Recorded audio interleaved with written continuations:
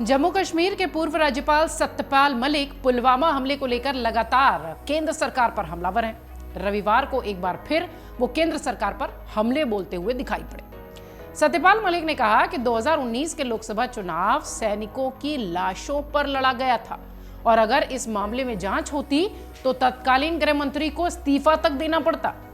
मलिक ने यह दावा किया कि उन्होंने घटना के तुरंत बाद प्रधानमंत्री नरेंद्र मोदी को सूचित किया था, लेकिन प्रधानमंत्री ने उन्हें चुप रहने के लिए कहा था। मलिक ने अलवर जिले के बानसूर में एक कार्यक्रम में यह भी कहा कि 2019 का लोकसभा चुनाव हमारे सैनिकों की लाशों पर लड़ा गया और कोई जांच नहीं हुई।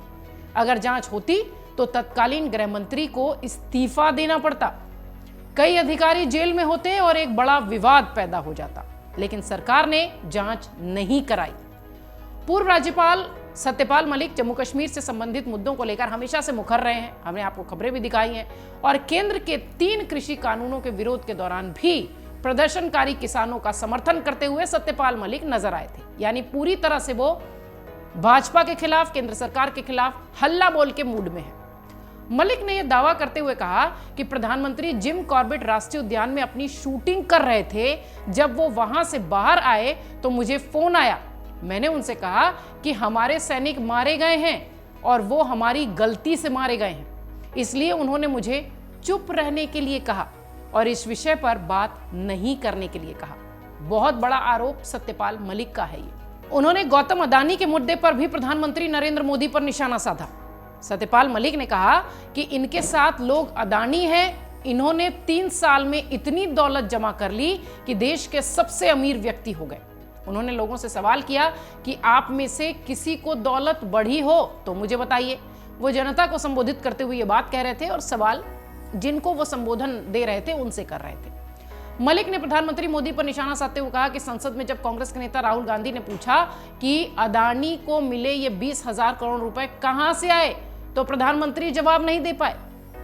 सत्यपाल मलिक ने यह भी कहा कि वो अपने मुख्यमंत्रियों के जरिए लूटते हैं और इसे अडानी को देते हैं और वो कारोबार करते हैं। बड़ा आरोप सत्यपाल मलिक का।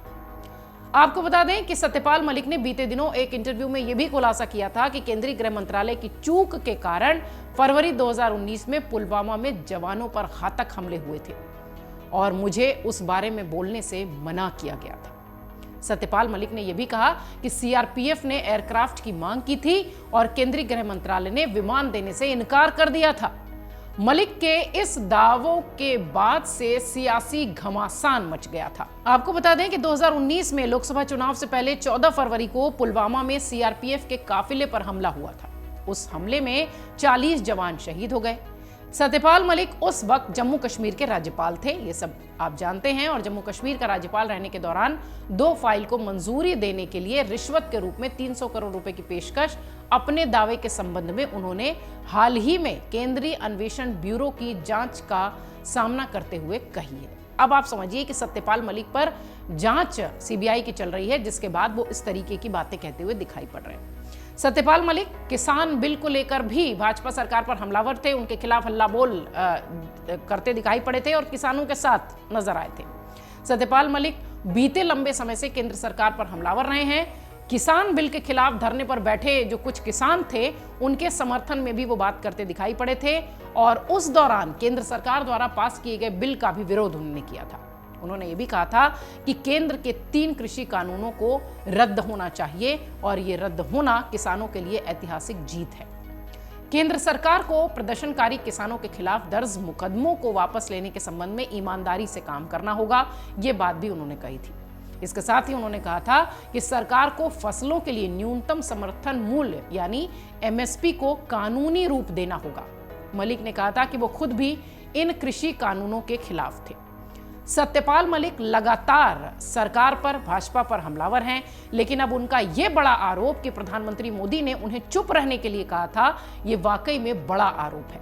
सत्यपाल मलिक इन दिनों सीबीआई जांच झेल रहे हैं और लगातार जैसे ही ये मामले शुरू हुए उनके जो हमले थे वो भाजपा पर बढ़ते दिखाई पड़ रहे हैं। भाजपा की तरफ से जवाब में भी ये बातें कही जा रही हैं कि चूंकि उनके ऊपर जांच है इसलिए वो इस तरीके की बातें कह रहे हैं।